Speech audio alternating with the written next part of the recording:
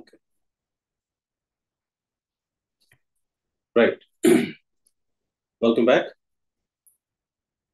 Culture and communication క్లాసులోకి స్వాగతం. Culture class ఎందుకంటే దేవుని యొక్క రాజ్యములో ప్రవేశించిన పౌరులకి ఉండవలసిన కల్చర్ ఏంటి మనం తెలుసుకోవాలి.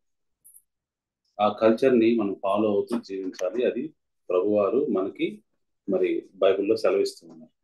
ఇప్పుడు పాయింట్ ఏంటంటే ఆ కల్చర్ ఎలా ఉండాలి అంటే ముందు మానవులకి ప్రభువారు ఏమి ఇచ్చారో అర్థం చేసుకోవాలి. మానవులకి ప్రభువారు ఏమి ఇచ్చారు? మానవులకి ఓనర్షిప్ ఇవ్వలేదు, రూలర్షిప్ ఇచ్చాడు. ఏమండి? ఈ విషయం అర్థమైతే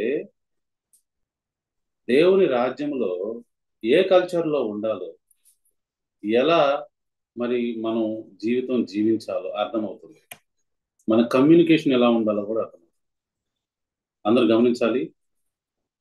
యేసు ప్రభువారు లేకపోతే తండ్రి అయిన దేవుడు మానవులకి ఏమి ఇచ్చాడు అంటే రూలర్షిప్ ఇచ్చాడు. అర్థమవుతుందా? అంతేగాని ఓనర్షిప్ ఇవ్వలేదు. మనందరము ఓనర్స్ కాదు. అర్థమవుతుందా? ప్రభు కింద రూల్ చేయాల్సిన వారు. ఆది కాండము 1వ అధ్యాయం 26వ వచనం గమనించండి. ప్రభువారు అక్కడ ఏమి మానవులకి ఇస్తున్నారంటే, దేవుడు మన స్వరూపమందు మన పోలిక చొప్పున నరులను చేయదము, వారు సముద్ర చేపలను, ఆకాశ పక్షులను, పశువులను, సమస్త భూమిని, భూమి మీద ప్రాకుపతి జంతువును ఏలుదురుగాక అని పలికెను. ఏలుదురుగాక. దేవుడు మానవుల్ని ఎందుకు సృష్టించాడు? ఈ భూమి మీద ఉన్న మరి సమస్తం ఏదైతే ఉందో దాన్ని ఏలటానికి ఇచ్చాడు. మానవులు ఏలటానికి ఇవ్వలేదు. మానవుడు లిస్టులో లేడు. మానవులే ఈ భూమి మీద ఉన్న మిగతా జీవరాశిని లేకపోతే ఈ భూమిని మొత్తాన్ని రూల్ చేయడానికి మానవుని క్రియేట్ చేశాడు. అదే మాట 28లో కూడా చూడండి. దేవుడు వారిని ఆశీర్వదించను, ఎట్లనగా మీరు ఫలించి అభివృద్ధి పొంది విస్తరించి భూమిని నిండించి దానిని లోపర్చుకోండి అంటే హ్యాండిల్ చేయండి, రూల్ చేయండి. ఆ సముద్రపు చేపలను, ఆకాశ పక్షులను, భూమి మీద ప్రాకు ప్రతి జీవిని ఏలుడని దేవుడు వారితో చెప్పారు. జీవితం ఈ రోజున అర్థం కాకుండా మానవుడికి ఎందుకు వెళ్ళిపోయిందంటే, అగమ్య గోచరంగా ఎందుకు తయారైందంటే, వాడు ఓనర్ అనుకుంటున్నాడు. He is claiming the ownership. Your not owner, I am not owner, we are just like a car. ఒక కారు తయారు చేసినప్పుడు లేకపోతే కొన్నప్పుడు కారు ఓనర్ కాదు, కారు ఓనర్ వేరుకుంటాడు. కారే ఓనర్ కాదు. ఆ కారు ఓనరు ఏం చెప్తే ఆ కారు నడుచుకోవాలి. సో కారు కూడా మైండ్ ఉంది అనుకోండి. సో ఆ కారు ఓనర్ చెప్పినట్టు ఆ కారు నడుచుకోవాలి. మీరు నేను ఐపీఎల్ టీంలో ఒక ఆటగాడు అనుకున్నాం. ఓనర్స్ ఏం డిసైడ్ చేస్తే అది మనం చేయాలి. We have to play in a way so that hour owners can be pleased. వాళ్ళు సంతోషించాలి. అప్పుడే మనం ఆ జట్టులో ఉండగలుగుతాం. ఆ ఓనర్స్ మరి మనల్ని ఉంచుకొని అందులో ఆడనిస్తాం. ఏమిటి? ఓనర్స్ వేరు, మేనేజర్స్ వేరు. We have been given a management, not ownership. ఈ కల్చరు ఇక్కడ ఎలా తయారైందంటే, దేవునికి దూరం అయ్యి దేవుడు ఏదైతే ఇక్కడ ఇచ్చాడో దాన్ని వాళ్ళు పోగొట్టుకున్నారు. జాగ్రత్త గమనించాలి. ఇక్కడ ఏమంటున్నాడు ప్రభువారు? మీరు నా పక్షముగా ఈ భూమిని ఏలండి, ఫలించండి, అభివృద్ధి చెందండి. అడుగుతుందా? అయితే ఏలండి నా పక్షముగా, నేను చెప్పినట్టు ఏలండి. అయితే మానవుడు సొంత నిర్ణయాలు తీసుకోవడానికి బాగా అలవాటు పడ్డాడు. ఎప్పుడు? ఆదాం పడిపోయిన తర్వాత దగ్గర నుంచి. ఆదాము పడిపోయిందే సొంత నిర్ణయం తీసుకున్నాను. నేను ఆ పండు తినొద్దన్నాను కదా, నువ్వు ఎందుకు తిన్నావు అన్నట్టు. సో ఆదాము సొంత నిర్ణయం తీసుకొని, అవ్వ సొంత నిర్ణయం తీసుకొని ఆ పండు తిన్నారు. మోసపోయారో ఎలా అయిపోయారో తెలియదు, కానీ అది వాళ్ళ నిర్ణయం. ఓకే. సో కాబట్టి దేవుని మాట వినకపోవటమే ఇక్కడ పాపము. దేవుని మాట తప్పిపోవడమే పాపం. ప్రభువారు ఏం చేస్తారంటే ఎప్పుడైనా సరే స్పష్టంగా ముందే చెప్తారు. చూడే ఆదాము, ఆ పండు తిన్న దినమున నువ్వు నిశ్చయముగా చనిపోతావు. ప్రభువారు చెప్పేశారు.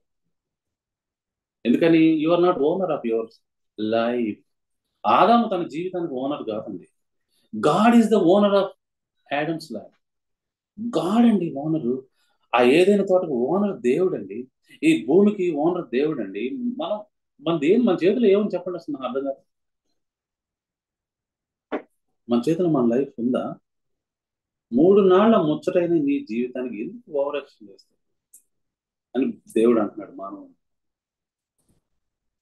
మీకు నేను ఓనర్షిప్ ఇవ్వలేదు, నీకు నేను రూలర్షిప్ ఇచ్చాను. తీసుకొని చెప్పింది చేయండి. ప్రభువారు ఒకటే అంటున్నాడండి. ప్రభువారు కింద పనిచేస్తున్న మానవుడు తప్పు మాట మాట్లాడినా, తప్పు పని చేసినా, ఆయన చెప్పనిది చేసినా కూడా మానవుడికి శిక్షే. మానవుడికి శిక్షే. చాలా మందికి తెలియట్లేదు ఈ విషయం. ఈ రోజున మానవ జీవితాన్ని ఒకసారి గమనించండి. ఏముంది మన చేతిలో? ఏముందండి మన చేతిలో? ఏముంది? రేపేం జరుగుతుందో మనకు తెలుసా? తెలుసా? ఎవరికైనా తెలుసా? ఏమీ తెలియదు. మానవుడు కేవలం నిమిత్త మాత్రుడు. See, he is not owner. Man is not owner of his life. He is supposed to work under God or the Lord of heavenly kingdom. దేవుడు రాజండి. దేవుడు కింగ్ అండి.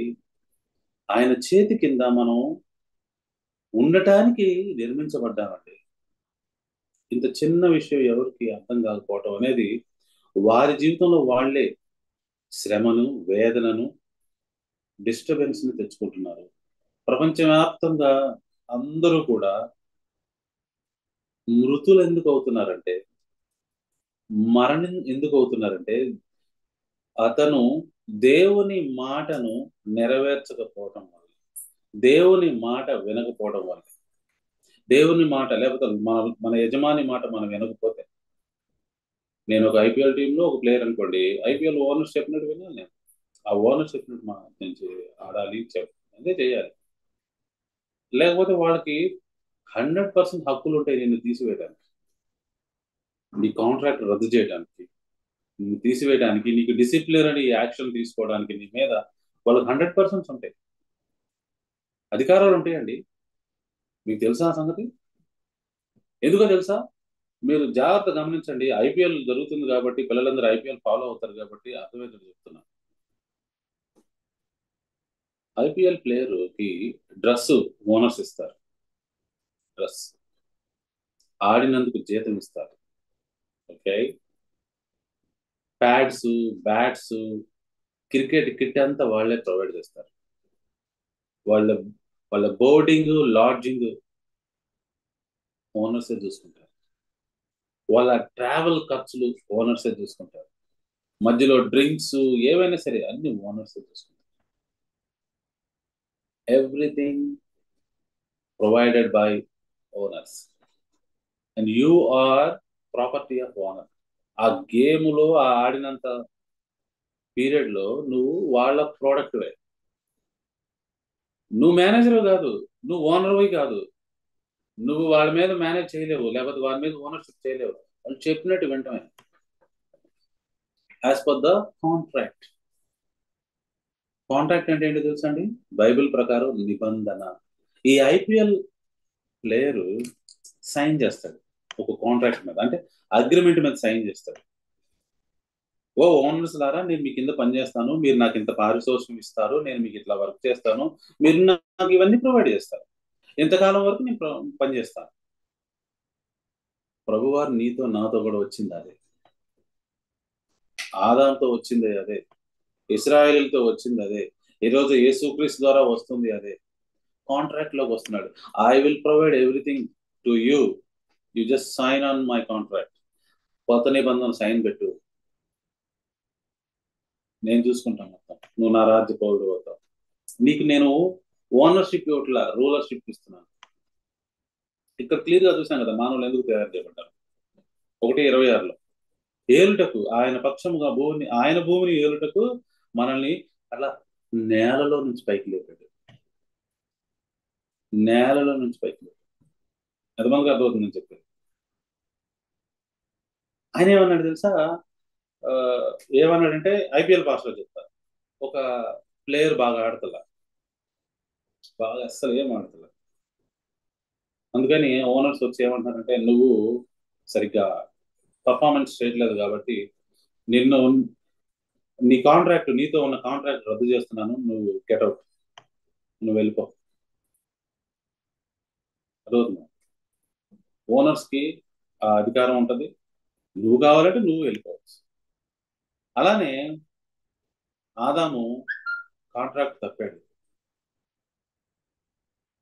ఇజ్రాయేలీలు కాంట్రాక్ట్ తప్పారు, గెట్అవుట్ అన్నాడు. మీరు నా కింద లేరు ఇంకా, I will not take care of you. నేను నిన్ను నా కాంట్రాక్ట్ కోసం, నా పని కోసం ఏర్పాటు చేసుకుంటే మట్టిలో నుంచి నేను తీస్తే నువ్వేమన్నావు తెలుసా? నా ఇష్టం వచ్చిన పండు తింటానన్నావు. అందుకే నేను ఏమన్నాడు తెలుసు ప్రభువారు? ఏమన్నా చూడండి, 3వ అధ్యాయము, జాగ్రత్త గమనించాలి. 3వ అధ్యాయం 19వ వచనంలో ఉంది, సెకండ్ పార్ట్. ఏలయనగా, జాగ్రత్త చూడండి, ఏలయనగా నేల నుండి నీవు తీయబడితివి, నీవు మన్నే గనుక తిరిగి మన్నైపోదు అని చెప్పి కాంట్రాక్ట్ రద్దు చేశాడండి. యు ఫినిష్, ఆదాము ఫినిష్. ఏమండి, యాక్చువల్గా ఈ బైబిల్ అంతా చదవాల్సిన అవసరం లేదు.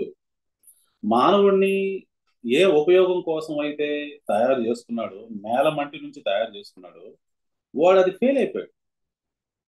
మానవుడు మానవుడు ఫెయిల్ అయిపోతే ప్రభువా నాకు ఉపయోగం లేదా, నువ్వు మట్టి నుంచి తీయబడ్డావు, మట్టిలోనే కలిసిపో అన్నాడు. మరి అందుకే కదా మనం అందరం పుడుతున్నాం చనిపోతాం. మనందరం పుడుతున్నాం చనిపోతున్నాం ఎందుకు అనుకుంటున్నారు?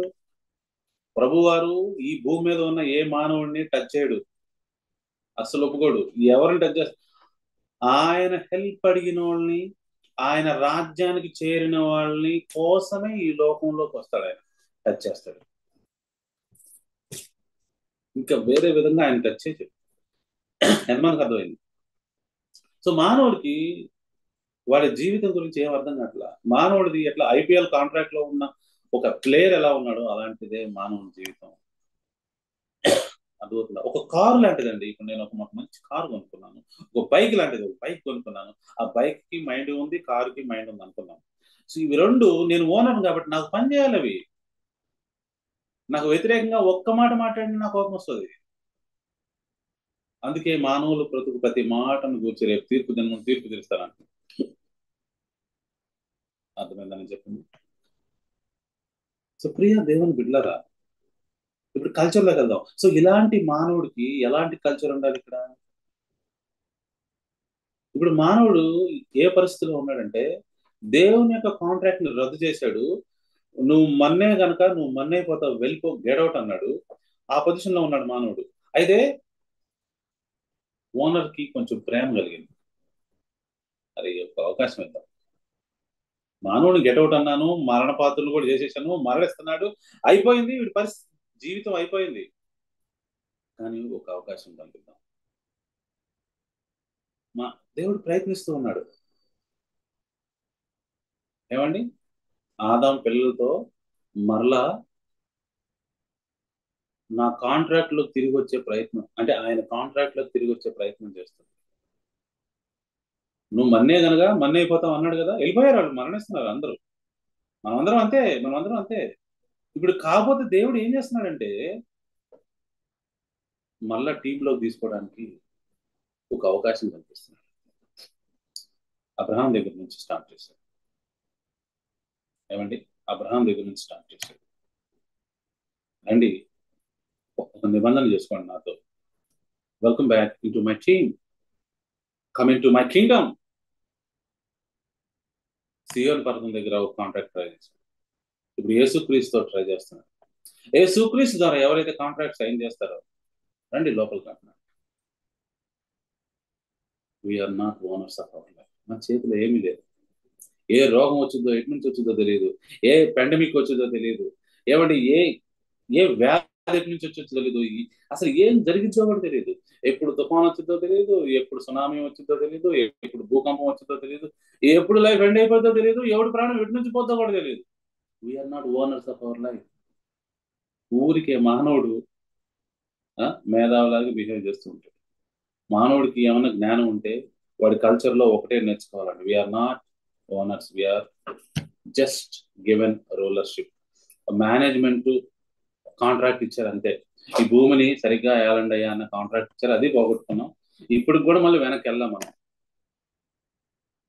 సో ఈ రోజున యేసుక్రీస్తు ద్వారా కాంట్రాక్ట్ సైన్ చేసిన వాడు వెనక్కి వచ్చేవాడు ఏమన్నాడు తెలుసా ఆయన? నీకు కల్చర్ కావాలి, ఆ కల్చర్ లో ఉండండి. ఏం కల్చర్ తెలుసా? నీ ఆదాము ఎలా అయితే తప్పిపోయాడో అక్కడ నువ్వు విధేయుడిగా రావాలి. ఓనర్స్ మాట వినాలి, అదే కల్చర్ అనండి. Our culture should be, right down this point, our culture should be listen to the owner. Owner మాట వినాలి, మన తండ్రి అయిన దేవుని మాట వినాలి. విధేయులైన విధేయులైన పిల్లల వలె ఉండాలి. ఎంతమందికి అర్థమవుతుందని చెప్పే point. This is very very important అండి. నీ లైఫ్ లో నువ్వు మరి పుట్టి పెరిగి పెళ్లిళ్ళు చేసుకొని పిల్లల్ని కానీ ఉద్యోగాలు చేసి ఏం చేస్తున్నావో, ఈ కథ ఏందో కమామిష్ ఏందో నీకు అర్థమవుతుందో లేదో కానీ ఇదంతా శుద్ధ వేస్ట్. నువ్వు ప్రభువు చేత తయారు చేయబడిన ఆదాము సంతానమి. ఆ ఆదాము నువ్వు కళ్ళు తెరిచే లోపే కాంట్రాక్ట్ తప్పాడు. అందుకే మనం అందరం ఇప్పుడు మరణం అవుతున్నాము. తన కుమారుని పంపి నీకు బ్యాక్గ్రౌండ్ నాలెడ్జ్ ఇచ్చి ఈ బైబుల్ ద్వారా కాంట్రాక్ట్ సైన్ చేసుకో, లైఫ్ ని కాపాడుకో అంటున్నాడు. You are not great person, you are just a tool, like a bike, like a machine. ఈ బాడీ ఒక మిషన్ అండి, నువ్వు ఒక మిషన్. అవి నువ్వు ప్రభు కింద పనిచేయడానికి నేల మట్టి నుంచి అట్లా లేపాడు నేను. ఇప్పుడు తన కుమారునిగా చేసుకుంటున్నాడు. ఎన్నెన్నో హంగులు ఆర్భాటాలు, అబ్బా ఎంత క్రియేట్ చేశాడంటే మన కోసం, అంతగా ఇష్టపడ్డాడు మనల్ని. కానీ మనం ఏం చేసాం? ఓనర్షిప్ లాక్కున్నాం. ఏమండి మామిడికాయ నేనా అండి ఓనర్ని? రైస్ నేనా ఓనర్ని? ఏమండి యాపిల్ కాయకి నేనా ఓనర్ని? నా బాడీకి ఈ కన్ను ఎవడని తయారు చేయగలడు ప్రపంచం? ఎవడని ఓనర్ ఉన్నాడు? ఎవడండి ఓనర్? వీఆర్ నాట్ ఓనర్స్ అండి. We are just given a temporary management program. నాది అంటూ వెళ్ళటం అనేది ఈ లోక కల్చర్. అంతా ప్రభుది. ప్రభు నాకు ఇచ్చాడు, ప్రభు మళ్ళా తీసుకుంటాడు. అందుకే ప్రభు వారి బైబిల్లో 2-3 సార్లు అన్నాడు. ఏమన్నాడు తెలుసా? ఈ లోకంలోకి నువ్వు ఏమీ తీసుకురాలేదు, ఏమీ తీసుకెళ్ళలేదు. ఏంటి? You come as a naked man and you will go as it is. ఏంటి? అలానే వెళ్తావు. ఒక నేకెడ్ మ్యాన్ అంటే ఏంటి? దిగంబరివై వచ్చావు, దిగంబరివై వెళ్తావు. ప్రభు ఇష్టం అండి, ఆయన ఇస్తాడు, తీసుకుంటాడు. ఎందుకు తీసుకుంటాడు అంటే తెలుసా? ఆయన కాంట్రాక్ట్ నువ్వు సరిగ్గా ఫాలో అవ్వకపోతే తీసేసుకుంటాడు. సో ఇప్పుడు నిజంగా దేవుని రాజ్యంలోకి ప్రవేశించి ఎక్లీషియా సభ్యులైన వారి యొక్క కల్చర్ ఎలా ఉండాలంటే, తనను తాను తగ్గించుకొని ఎగిరెగిరి పడకుండా, ఏమి లేదు మన చేతిలో, ఓవర్ యాక్షన్ చేయొద్దు. ఏమండి ఏమన్నాడు తెలుసు బైబిల్లో ప్రభువారు? నీటి మీద బుడగ వంటి వారు మీరు, కొంతసేపు కనబడి అంతలో మాయమయ్యే ఆవిరి వంటి వారు. ఎందుకు అంత ఓవర్ యాక్షన్? నాకు అర్థం లేదు. ఓవర్ యాక్షన్ ఎంతో ఈ లోహం పాముకోవాలని ట్రై చేస్తున్నాం మనం. దేవుడి దృష్టికి 1000 సంవత్సరాలు ఒక రోజు. సో ఆ లెక్కన మనం ఎన్ని రోజులు బ్రతుకుతున్నామో, ఒక 80 సంవత్సరాలు బ్రతికితే 2 గంటలు, ఇంచుమించు 2 గంటలు మాత్రం. సో అందుకే అంటుంది ఆయన, చాలా చిన్న జీవితాలు, చాలా చిన్న జీవితం, అర్థమైన వాళ్ళకి అర్థమైనంత. సో బైబిల్ ప్రకారం కల్చర్ ఏమై ఉండాలంటే ఓనర్ అయిన మన ప్రభుకి లోబడాలి. The main message of this Bible is, obedience. Obedience to owner. మన ఓనర్ కి మనం విధేయత చూపించాలి. ఆయన కోపం వస్తేనే ఇంత జరిగింది, ఆయన కాంట్రాక్ట్ ని అతిక్రమిస్తేనే ఇంత జరిగింది. Friends, we need to think what is there in our hands, what we can do to ourselves. మనం ఏం చేయగలం మన గురించి? ప్రియా దేవుని బిడ్డలారా, ఎందరో వచ్చారు, ఎందరో పోతారు, తరం వెంబడి తరం గతించుతున్నది, అయినా మనిషికి మాత్రం బుద్ధి రావట్లేదు. చరిత్ర నుండి మనిషి ఏమీ నేర్చుకోలేదు. చరిత్ర నుంచి ఏమైనా నేర్చుకున్నాడా అంటే లేదు. ఒకటి నేర్చుకున్నాడు, ఏమైనా చరిత్ర నుంచి ఏమీ నేర్చుకోలేడు అన్న పాయింట్ నేర్చుకున్నాడు. You cannot learn anything from history. So that is why history is repeating itself. అందుకే చరిత్ర పునరావృతం అవుతుంది. ఆలోచించాల్సిందిగా మనం చేస్తూ ఉన్నాను. సో మన కల్చర్ ఏమై ఉండాలి ఇప్పుడు? విధేయత కల్చర్. ప్రభు మాట వినండి, ప్రభు ఆజ్ఞలు వినండి, దాని ప్రకారం నడుచుకోండి, స్టడీ చేయండి. భూమిపైన నివసించిన ఒక జ్ఞాని ఏమన్నాడు తెలుసా? అతని పేరు సొలొమోన్. ఆయన ఏమన్నాడు తెలుసా? మానవ కోటికి ఒకటే విధి, ప్రభు ఆజ్ఞలకు విధేయత చూపించాలి. That's it. ఇంకేం లేదు. ఎందుకన్నాడు తెలుసా? He is the owner. మన లైఫ్ ఆయనే ఓనర్. అసలు మన లైఫ్ వదిలేసి చాలా రోజులైంది, అందుకే మనం మరణం అవుతున్నాం. ఆయన దయతో, ఆయన కృపతో తన కుమారుని పంపి మరలా టీంలోకి తీసుకోవడానికి, మరలా రాజ్యంలోకి తీసుకోవడానికి ఇంకో వేరే అవకాశం కల్పించాడు. ఇప్పటికీ మళ్ళీ చెప్తున్నాను, నువ్వు ఎందుకు కష్టపడుతున్నావో, ఎందుకు చదువుతున్నావో, ఎందుకు పని చేస్తున్నావో, ఎందుకు పిల్లల్ని సాగుతున్నావో, ఏందో నీ కుటుంబం ఏంటో, ఎక్కడికి పరిగెడుతున్నావో, ఎందుకు ఇతరుని మోసం చేస్తున్నావో, ఈ జీవితంలో నువ్వేదో గెలవడానికి. చాలా ఉంటారు, మంచి ఫ్యూచర్ ఉంది. ఏం ఫ్యూచర్ ఉందిరా? వీడికి మంచి భవిష్యత్తు ఉందంటారు. ఎక్కడ ఫ్యూచర్ ఉంది? చాలా మంది అలా భవిష్యత్తు ఉందని అమెరికా పోయారు. 25 సంవత్సరాలకి కాలేజీల్లో చదవడానికి వెళ్ళారు, వర్క్ చేయడానికి వెళ్ళారు. వాళ్ళ జీవితాలు 30 లోపల మిగిలిపోయినాయి. కొన్ని అక్కడ యాక్సిడెంట్లు చేసుకుంటున్నారు, అక్కడ ఎవరి చేత చంపబడుతున్నారు. అఫ్కోర్స్ ఇక్కడున్నా జరిగేది జరగక మానవం అనుకోండి. చెప్తున్నా, వాళ్ళు ఫ్యూచర్ కోసం వెళ్ళారుగా, అందుకని చెప్తున్నా. మాకు బ్రైట్ ఫ్యూచర్ ఉంది, నేను 10th క్లాస్ ఫస్ట్, నేను ఇంటర్మీడియట్ ఫస్ట్, నేను ఇంజనీరింగ్ లో ఫస్ట్, నేను అమెరికా అంతా వెళ్ళాడు. ఏమైంది? యాక్సిడెంట్ లో పోతున్నారు, అక్కడ ఏదో మర్డర్ జరుగుతుంది. రోజుకి ఎంతమంది మిస్ అవుతున్నారు? సాఫ్ట్వేర్ అని అక్కడ దాకా వెళ్ళినోడు ఏం చేసుకుంటున్నారు? నేను భవిష్యత్తు గురించి వెళ్ళిన వాళ్ళ కోసం మాట్లాడుతున్నాను. మన భవిష్యత్తు మరణం అండి. మన భవిష్యత్తు మరణం. దాన్ని తప్పించడానికి యేసు ప్రభు ద్వారా కొత్త కాంట్రాక్ట్ తీసుకొచ్చాడు తండ్రి అయిన దేవుడు. అన్నాడు, మీలో ఎవరైతే నాకు విధేయులు అవ్వాలనుకుంటున్నారు వచ్చి సైన్ చేయనా, నా మాట వినాలనుకుంటున్నారు వచ్చి సైన్ చేయనా, నా మాట విని నా కోసం జీవించే వాళ్ళు ఇక్కడ సైన్ చేయండి. లేకపోతే యాజ్ ఇట్ ఈస్ మీకు ఆల్రెడీ శిక్ష పడిపోయింది. ఏమన్నాడు? 3 వచనం మనం చదవమంటారా? 19వ వచనం, 3:19 ఆదికాండం. ఎలాగనగా నువ్వు నేల నుండి తీయబడితే నువ్వు మన్నే గనక తిరిగి మన్నైపోదు అని చెప్పి అని అది అడుగుతుంది. అంతేనండి. కాలిస్తే బూడిద అవుతారు, కప్పెడితే కూడా మట్టి అయిపోతారు. ఓ మానవుడా, దేవుడు మనకి ఓనర్షిప్ ఇవ్వలేదు, రూలర్షిప్ మాత్రం ఇచ్చాడు, మేనేజ్మెంట్ మాత్రం ఇచ్చాడు. ఊరికి మానవులు తగ్గించుకుంటూ ఉంటారు. ఏంటి బాబు నువ్వు గించుకునేది? ఏదో 4 రూపాయలు సంపాదించగానే ఈ ప్రపంచాన్నంతా ఏలుతున్నట్టు ఫీల్ అవుతూ ఉంటారు. అరే 60-70 వచ్చేసరికి నీ పరిస్థితి ఏంటి? ఫినిష్. 60 వచ్చేసరికి బాడీ సహకరించదు ఇంకా. బాడీలో సెల్స్ అన్ని చచ్చిపోయి డీలా పడిపోతావు అంతే. ఆ, ఆరోగ్యంగా ఉండాలి, అది చేయాలి, ఏది చేస్తావు ఇంకా. నేను మళ్ళీ చెప్తున్నా, దేవుని యొక్క బైబిల్ ద్వారా ఈ సత్యం మీ అందరికి తెలియాలి. స్టోరీ మరొకసారి చెప్పదా. ప్రభు, తండ్రి అయిన దేవుడు, సృష్టికర్త, తన కోసము మానవుల్ని నిర్మించుకున్నాడు, తన కింద పని చేయటం కోసం, తన పక్షముగా ఈ భూమిని ఏలటం కోసం. చూపించాను కదా 1:26 అది కాదు. అదే, మీరు ఫలించండి, అభివృద్ధి చెందండి అంటే మీరు బెనిఫిట్లు పొందండి, at the same time do my work.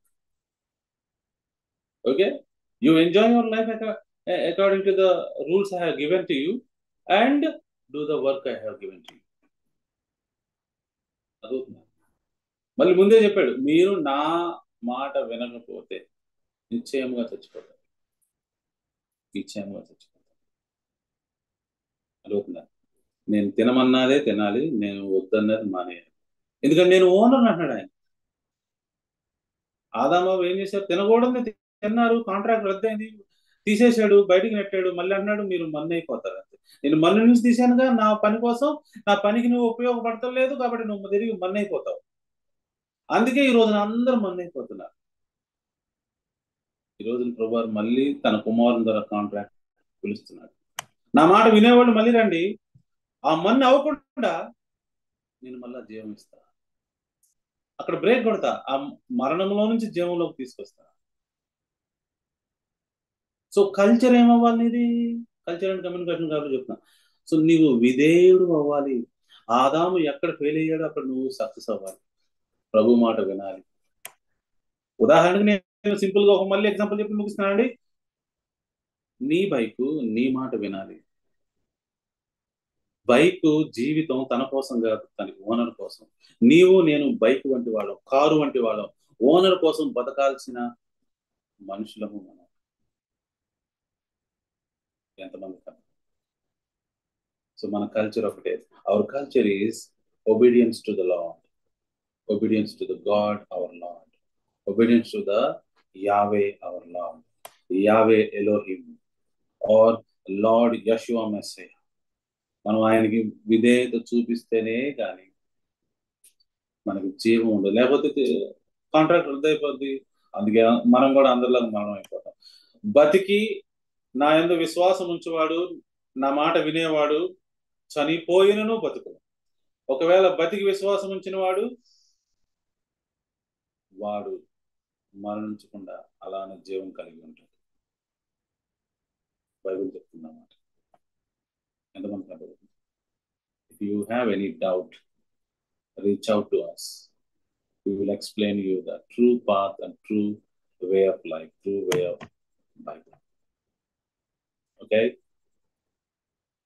So ఇది ఈనాటి కల్చర్ అండ్ కమ్యూనికేషన్ క్లాస్ యొక్క ముఖ్యమైన మెసేజ్.